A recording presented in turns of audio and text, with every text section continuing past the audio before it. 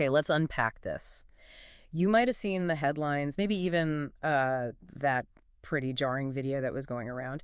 But this deep dive into what people are calling the No Jumper HQ assault allegations, it's going to go way beyond just the surface level stuff. Right. It's really not just a fight. It's like this tangled web of accusations, and serious legal battles, and honestly, some really surprising revelations. It really opened things up. What's so fascinating here, I think, is how just one violent incident can expose so many different layers. Totally. Conflicting stories, big questions about who's liable, and even how law enforcement might be looking at certain media platforms now. Yeah. So our mission today is basically to cut through all that noise. Yeah. We want to deliver the key insights from the sources we've looked at for you. Exactly. And at the center of this, you've got a few key players. First, there's Jeremel Reed. He's the alleged victim, the one who's suing now. Okay. Then you have Loose Cannon, who's identified as, well, one of the alleged attackers. Right. And of course, Adam22 and the No Jumper podcast, their headquarters are kind of ground zero for this whole thing. And WAC100 seems to be a really key figure in the lead up. Yeah, he pops up quite a bit in the narratives. He does. So for you, the listener, think of this as a shortcut. We're piecing together the different viewpoints from various YouTube channels, OTA on Augo, Compton RICC, ROC TV, Poetic Flacco, BPS Network, Point and Shoot, and some TMZ reports too, to make sense of this complex story. Okay, so let's start with the incident itself from Jay Reed's perspective. Yeah. He's claiming that back in December 2024 at the No Jumper place in Burbank. Right, in California. Exactly. He was brutally assaulted. He says he got a concussion, a broken nose, bruised eyes. He's dealing with a lot of pain, medical bills. And wasn't there more? Like property. Yeah, good point. He also alleges he was robbed. Personal property, cash, valuables, he says over $10,000 worth. The police report mentions over $5,000. $10,000. And the violence, it sounds extreme. I saw one source even mentioned another alleged victim, Marciono. That's right. That name came up too. Reportedly left paralyzed on his left side, even brain damage from the same attack. It's pretty horrific stuff. Absolutely horrific. And Jay Reed himself said something like, I didn't think I was going to make it out that night, right? And he seemed confused about why there wasn't any safety there. He did. He questioned the security or lack thereof. And that level of severity, it does raise questions. For sure. How does that kind of violence change things? Is it just seen as another fight or something more serious in the eyes of, say, the authorities? I think it definitely shifts the perception. Yeah. We're talking about reports of victims being beaten, senseless, stripped naked, pistol whipped. Pistol whipped, wow. Yeah, and then left unconscious in an alley. It's incredibly graphic. And what really cemented this in the public eye, of course, is the video. The video, yeah, it went viral. Totally viral. And apparently, Loose Cannon himself posted it. Or, shared it widely. Some sources say he was bragging about it online, claiming victory, mocking Jay Reed. So, not exactly trying to hide it. Which brings us straight to the legal side. The lawsuit. Jay Reed is suing Adam22, and the amount is staggering. $50 million. $50 million. Yeah. Clearly targeting No Jumper as the money man here. It's a huge figure. It really is. And then almost right away, we get this twist, right, about Jay Reed himself. Yeah, this part is really interesting. So publicly, Jay Reed was saying, I'm not snitching, denying cooperation. Right, I remember seeing that. But the sources we looked at, they reveal he was actually secretly cooperating with local police and even the federal government. Oh, okay. Secretly. So like providing info. Exactly. He apparently gave them an itemized list of the stuff that was stolen from him. And there was an official police report filed on January 3rd, so after the incident. Okay.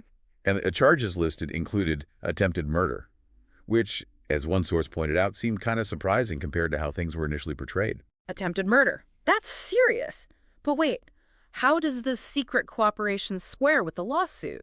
Does it help his case because there's official documentation, or hurt it because he was saying something else publicly? That's the million-dollar question, isn't it? Or maybe the $50 million question here. It definitely complicates things. Yeah, I bet. On one side, yes, it gives him a paper trail, evidence, but the defense could absolutely use the discrepancy, the public denial versus private cooperation, to attack his credibility, paint him as untruthful. It makes sense. And this cooperation, it seemed to unlock some other stuff, like how closely law enforcement is watching these guys. You mentioned police files earlier. Yeah, get this. Actual police documents related to this case apparently contain gang files. Gang files? Seriously, on who? On WAC 100, for one, identified as Cash Jones, a.k.a. Little Whack. They note his affiliation with the Pacoma Pew Bloods and classify that group as a criminal street gang under California law, Penal Code 186.22. Very specific. Wow, that is specific. So they have him flagged. Anyone else? Adam22 as well. Identified as Grand Mason, the host. The file apparently notes that No Jumper hosts, and I quote, numerous admitted Bloods and Crips. Okay. And it specifically mentions that some of these guests had become violent right there at the studio previously. So this isn't maybe the first time violence has been an issue near the studio. This suggests the police view No Jumper differently, maybe, than just a regular media company. It certainly implies a heightened level of scrutiny, yeah. They seem to see it as a potential hotspot, perhaps. And this level of detail about police files, that wasn't really public knowledge before, was it? Not that I thought. Which makes WAC 100's initial reaction even more interesting. He was dismissive, right? Very dismissive. He basically said the whole thing was old news, claimed he couldn't even find a lawsuit filed, but TMZ was reporting it at the time, so direct contradiction there. Okay, so let's shift to why Jay Reed was even there, the purpose of his visit. Because the stories clash. Big time. They really do. Jay Reed's version. He says he was there for a business meeting about something called the Distash Network. Diash Network. What is that? He described it as like a Zeus replica, reality shows, that kind of thing.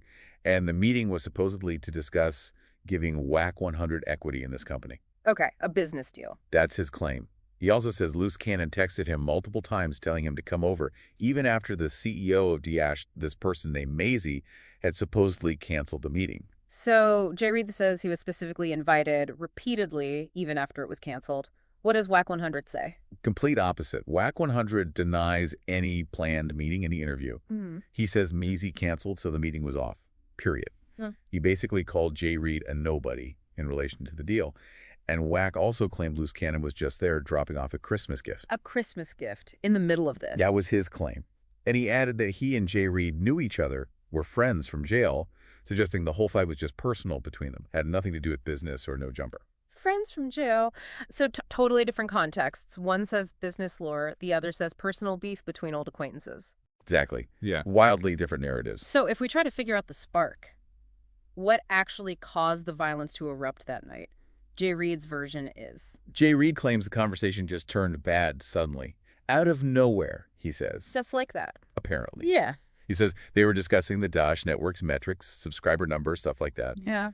He insists he hadn't said anything disrespectful, and then Loose Cannon just punched him. Okay. WAC 100's version must be different. Oh, very different. WAC describes a heated confrontation. He brings up that Jay Reed and Loose Cannon are supposedly from opposing gangs. Ah, the gang angle again? Right. WAC claims Jay Reed started questioning Adam22's leadership. The quote was something like, letting a white boy dictate and run things in the culture. And then, according to WAC, Jay Reed banged on Loose Cannon, which is, street terms for a direct gang challenge. Right, issuing a challenge. Yeah, and WAC says at that point he deliberately stepped back. He wanted to prevent his own people, as he put it, from getting drawn in. Says he only stepped in when guns came out. When firearms were brandished, okay, so WAC admits he watched it start. Some people might see that as problematic, like he let it happen. Well, some observers did speculate about that, saying his delayed intervention felt almost like he anticipated it, maybe even wanted it to happen. One source compared it to a movie scene. A movie scene, yeah, I can see that. Meanwhile, Loose Cannon's own reason for the fight sounds kind of weak. It's incredibly vague, yeah. He just said, Jay Reed stated everything is not content right before the attack started. Doesn't really explain much. Not really. Everything is not content. Okay, so this all funnels into the main legal argument, right? Premises liability, No Jumper's responsibility. Exactly. That's the core of the lawsuit. Jay Reed's legal team is arguing that Adam22 knew about dangers on the property.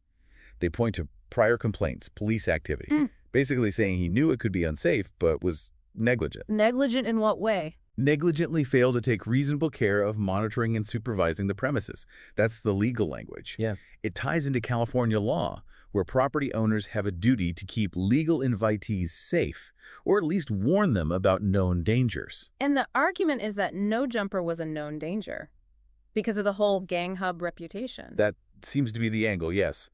Several sources we looked at explicitly called No Jumper a gang podcast, a melting pot of enemies, a gang hub.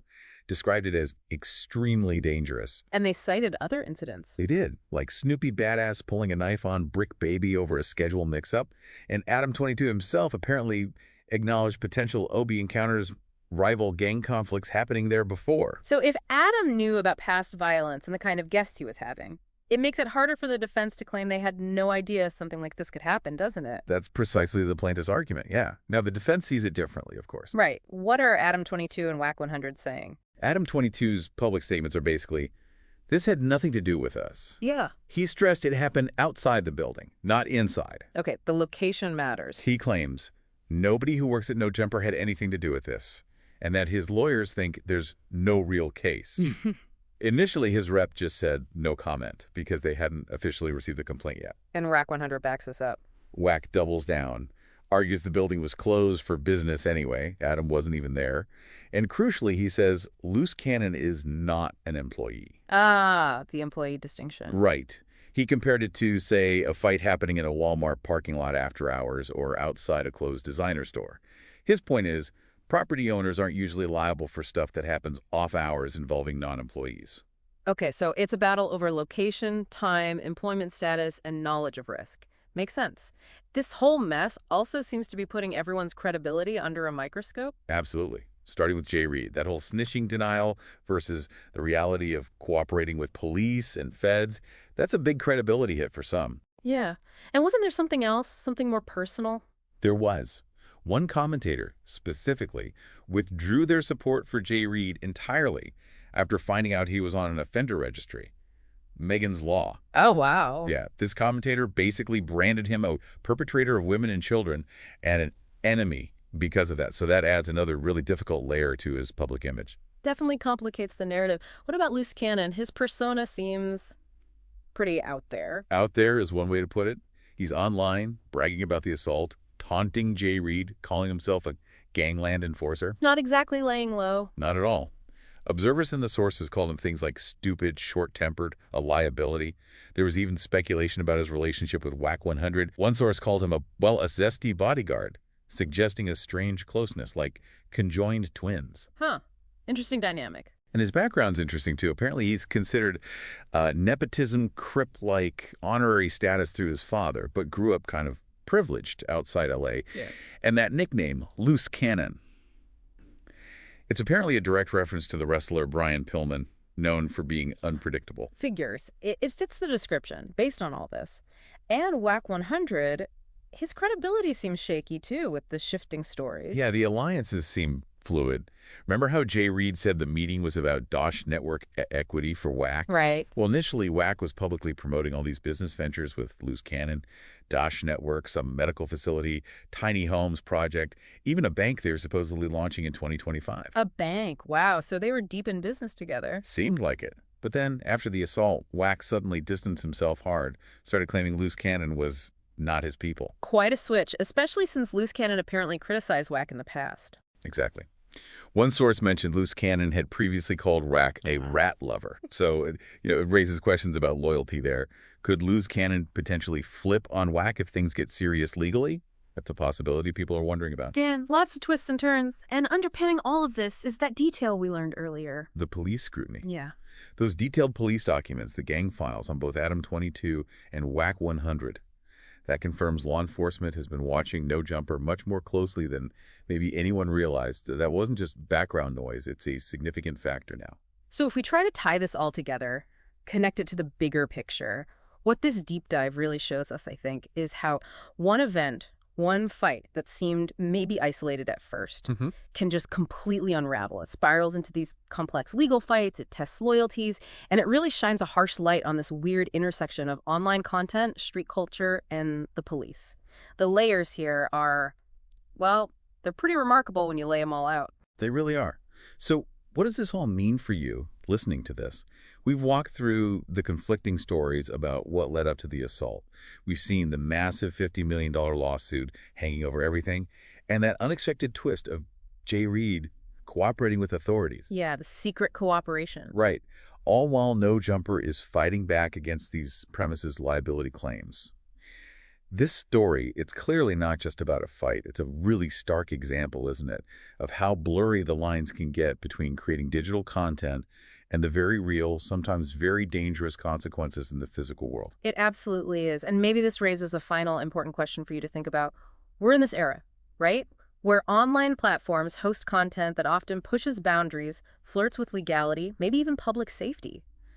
How much responsibility do these platforms, these creators, actually bear for what their guests or affiliates do in the real world, especially when those actions get filmed, posted, maybe even monetized? It's a tough question. It is. What does content truly cost, beyond just the clicks and the views? Something to mull over.